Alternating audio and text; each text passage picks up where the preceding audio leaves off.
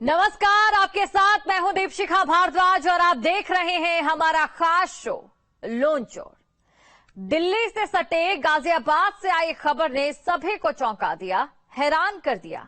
एक आम शख्स कितनी आसानी से सिस्टम को ठग सकता है और कैसे चंद सालों में खाक से करोड़पति बन सकता है। उसके लिए सब कुछ हासिल करना इतना आसान नहीं था। वो ठान चुका था कि जिस गुनाह की राह पर वो चल रहा है वो उसे सलाखों के पीछे जरूर ले जाएगी। जब से यूपी में योगी सरकार है तब से प्रदेश में गुंडों से लेकर माफियाओं की शामत आई है। या तो माफिया प्रदेश की सीमाओं से बाहर है या तो उनकी जगह सलाखों के पीछे है। कुर्की और बुलडोजर प्रहार से माफिया और भू माफिया और कुख्यात अपराधी कंगाल हो रहे हैं। आज यूपी में माफिया रहम की भीख मांग रहे हैं। देखिए माफिया में हमारी खास पेशकश, 40 एफआईआर, 4000 करोड़ और लोन चोर।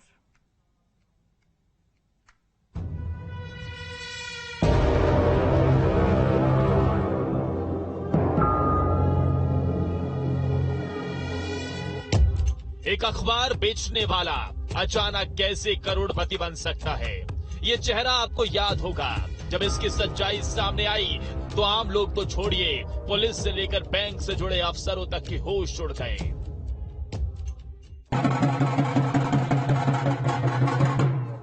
सुनो सुनो सुनो, टीवी स्क्रीन पर दिख रहा ये वही शख्स है जिसे नटवर लाल कहें या फिर महाठग। कैसे एक अखबार वाला रातों रात करोड़पति बन गया। लेकिन ये तरक्की उसे जुर्म की राह पर चलकर मिली। ये दौलत, शानो शौकत कमाने वाला यूपी का सबसे बड़ा नटवर लाल बन गया, जो आम लोगों से लेकर बैंकों को अपनी ठगी का शिकार बनाता था। बैंकों को ठगने वाला कोई और नहीं बल्कि गाजियाबाद के कबीरनगर का रहने वाला लक्ष्य तंवर है। उसने जल्दी पैसा कमाने का ऐसा लक्ष्य बनाया, ऐसे मकड़ जाल का ताना बाना बुना जिससे पकड़ पाना मुमकिन नहीं था। वो कहते हैं जरायम की दुनिया की रवायत है, आप इस दुनिया में तो आ सकते हैं लेकिन कभी यहाँ से निकल नहीं सकते। नाम लक्ष्य तंवर, पता कबीरनगर गाजियाबाद, जुर्म लोगों से ठगी। सर्वसाधारण को सूचित किया जाता है कि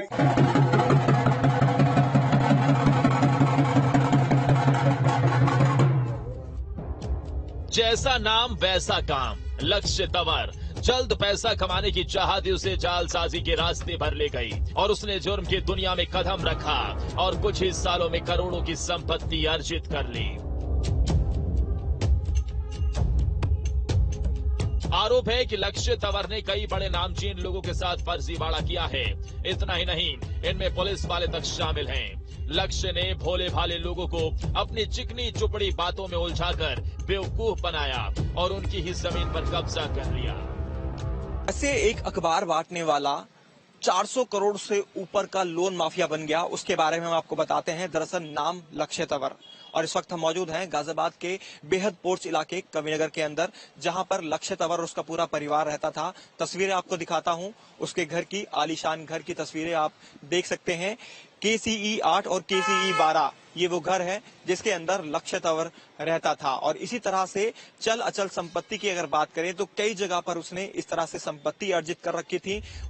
सबसे पहले गाजियाबाद के एसपी सिटी निपुण अग्रवाल से समझते हैं कि आखिर लक्ष्य तंवर कैसे अखबार वाले से करोड़पति बन गया।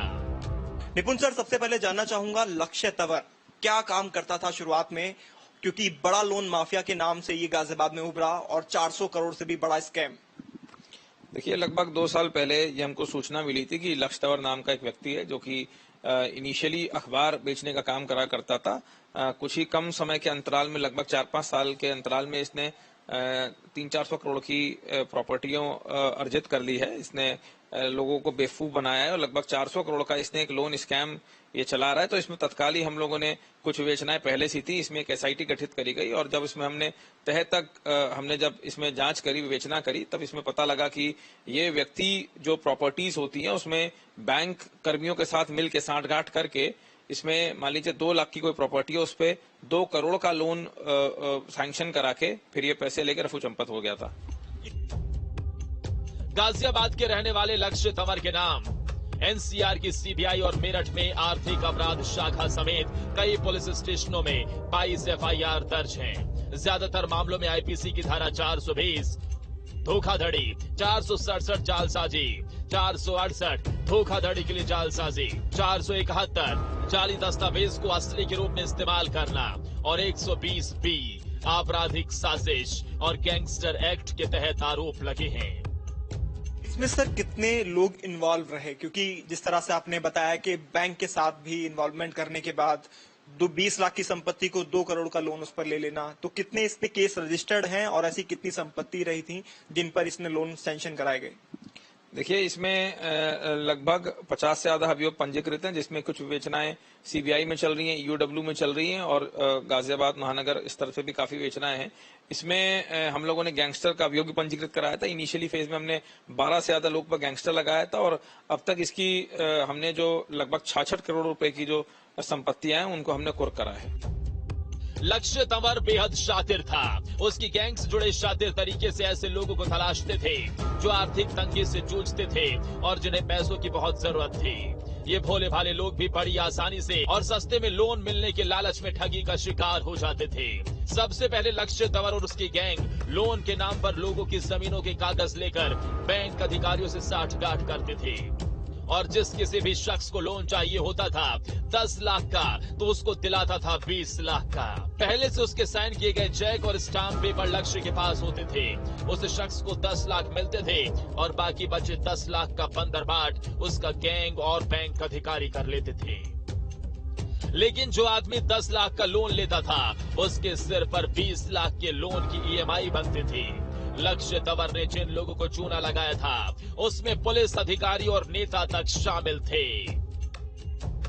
400 करोड़ रुपए से ज्यादा का लोन भी लक्ष्य तंवर ने बैंक अधिकारियों के साथ मिलकर लिया था। आपको ये भी बता दें, लक्ष्य तंवर इतना तेज था कि जितनी भी संपत्तियां उसने खरीदी उसमें डायरेक्ट उसका इन्वॉल्वमेंट नहीं रहता था। ज्यादातर संपत्तियां उसने अपने यार, रिश्तेदार और अपनी पत्नी और पिता के नाम से खरीदी और उसके बाद ये जो लोन माफिया का टैग है ये धीरे धीरे जब पुलिस ने खुलासे किए पता चलता गया। 400 करोड़ रुपए से ज्यादा का लोन लक्ष्य तंवर ने अलग अलग चल अचल संपत्ति पर लिया, जिसमें बैंक के बड़े अधिकारियों की मिलीभगत भी शामिल थी।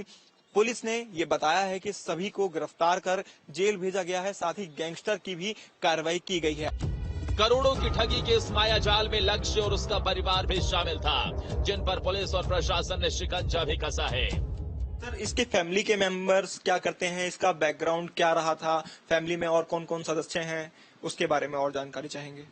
देखिए, इनके कुछ परिवार वाले हैं, वो भी उनका इन्वॉल्वमेंट था गैंगस्टर में, वो भी हम लोगों ने उनके ऊपर भी गैंगस्टर लगाया था। उसमें कई लोग की हमने गिरफ्तारी भी करी थी और आगे की कार्रवाई भी अभी जारी है। इस स्कैम में अब तक कितने लोगों को गिरफ्तार कर पुलिस द्वारा जेल भेजा गया है? सर देखिए, गैंगस्टर में लगभग 1-2 को छोड़ के हमने सभी को अकाउंट फॉर कर दिया है। कुछ लोग का इनामिया भी बनाया गया है और इसमें बैंक कर्मी 3 बैंक कर्मी है, जिसमें एक एजीएम रैंक के बैंक अधिकारी हैं, उनको भी हमने गिरफ्तार कर जेल भेजा था। एसपी सिटी निपुण अग्रवाल के मुताबिक लोन माफिया लक्ष्य तंवर ने बैंकों की रकम हड़पने के लिए शातिर ढंग से योजना बनाई थी। सबसे पहले कंपनी बनाता, लोन लेता और उसे बंद कर देता, फिर दूसरी कंपनी बनाता, लोन लेता, उसे बंद कर देता। इस तरह 257 कंपनियां बनाई गई थी। फर्जीवाड़ा करने के लिए उसने 2 पैन कार्ड का इस्तेमाल किया। इनकम टैक्स से मिले रिकॉर्ड में इसका खुलासा हुआ है।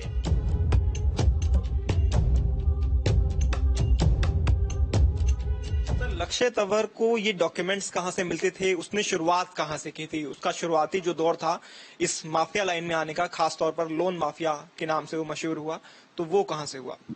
देखिए, वो लोकल यहाँ का गाजियाबाद का ही रेजिडेंट था। उसने यहाँ पे लोकल जो लोग थे उनसे अच्छी अपनी सांठगांठ बना रखी थी, लोगों का ट्रस्ट बिल्डअप करता था। बहुत इम्प्रेसिव पर्सनैलिटी रखते हैं जब लोगों से बात करता है वो, और उसी में फिर लोगों के साथ ठगी करके कहता था कि जो जरूरतमंद लोग होते थे उनको अगर लोन की जरूरत होती तो कहता था कि मैं आपकी प्रॉपर्टी पे लोन करा दूंगा, और उनको 2 लाख रुपए की प्रॉपर्टी पे 2 करोड़ का लोन करा के वो बैंक के साथ मिलके कुछ पैसा उनको देता था, और बाकी जब साल, 1.5 साल, 2 साल बाद जब वो अकाउंट एनपीए हो जाता था और बैंक कर्मी आते थे और उनकी प्रॉपर्टी जब कुर्क करने के लिए बात हो रही, तब वो उनको पता लगता था कि उनको ठग लिया गया है। सर, कुछ फर्म्स का नाम भी आपने बताया, कितनी इसने फर्म्स खोली हुई थी, जिन फर्म से भी इसने लोन सैंक्शन कराया था?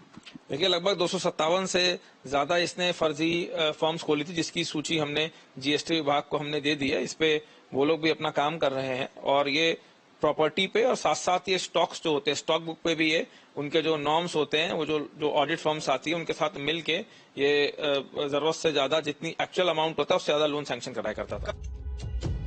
साल 2012 से अभी तक बैंकों से साठ काट करके लोन लिया और करीब 400 से ज्यादा करोड़ की ठगी को अंजाम दिया। और इन्हीं पैसों से लक्ष्य और उसके परिवार ने गाजियाबाद समेत कई इलाकों में अवैध तरीके से संपत्ति अर्जित की, आलीशान मकान बनाए।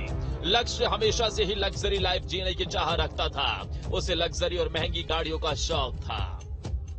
आपको ये भी बता दें, लक्ष्य तंवर गाड़ियों का बेहद शौकीन था। 17 गाड़ी जो लग्जरी गाड़ी थी लक्ष्य तंवर के पास, उन सभी गाड़ियों को भी पुलिस ने कुर्क किया है। तो तमाम संपत्ति जो है, उन संपत्ति में से अब तक 63 करोड़ रुपए की संपत्ति पर कुर्की की कार्रवाई पुलिस द्वारा की जा चुकी है। गाजियाबाद की डीसीपीसी टीम निपुण अग्रवाल का कहना है कि आगे भी ये कार्रवाई लगातार जारी रहेगी। योगी सरकार और गाजियाबाद पुलिस को जैसे ही लोन माफिया लक्ष्य और उसके गैंग की करतूतों का पता चला तो उस पर कानूनी शिकंजा भी कसने लगा। योगी सरकार की तरफ से जीरो टॉलरेंस की नीति के तहत लक्ष्य और उसकी बेनामी संपत्ति की पहचान की गई। इसके अलावा गैंग से जुड़े लोगों को सलाखों के पीछे भी भेज दिया गया। पुलिस के मुताबिक अब तक करोड़ों की ठगी के आरोपी लक्ष्य तंवर की 63 करोड़ रुपए से ज्यादा की संपत्ति को सीज किया जा चुका है। इसके अलावा लक्ष्य समेत 20 आरोपियों को भी गिरफ्तार किया गया है और 12 आरोपियों के खिलाफ गैंगस्टर एक्ट के तहत कार्रवाई भी हुई है। फिलहाल लक्ष्य और उसका परिवार के अलावा गैंग से जुड़े ज्यादातर लोग 2 साल से जेल की हवा खा रहे हैं। कब से सर ये जेल के अंदर है और आगे किस तरह से ये जो पूरा केस चल रहा है माफिया के लिए, और खासतौर पे सरकार जो जीरो टॉलरेंस की नीति अपनाए हुए है, क्या पुलिस द्वारा आगे कार्रवाई की जाएगी, अग्रिम कार्रवाई?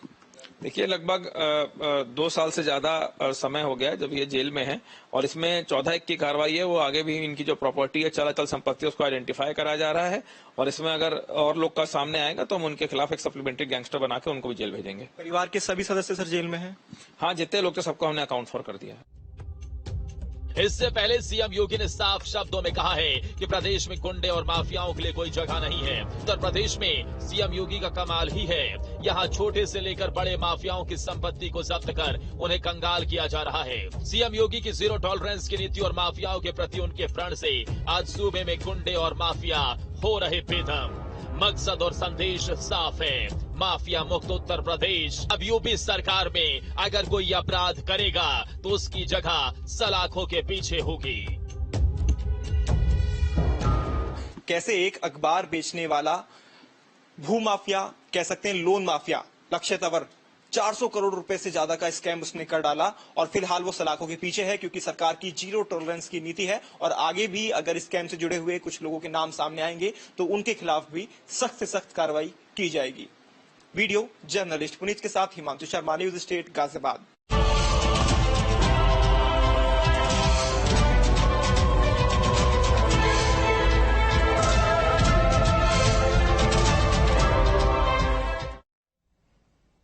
और चलिए अब इसी के साथ एक बड़ी खबर की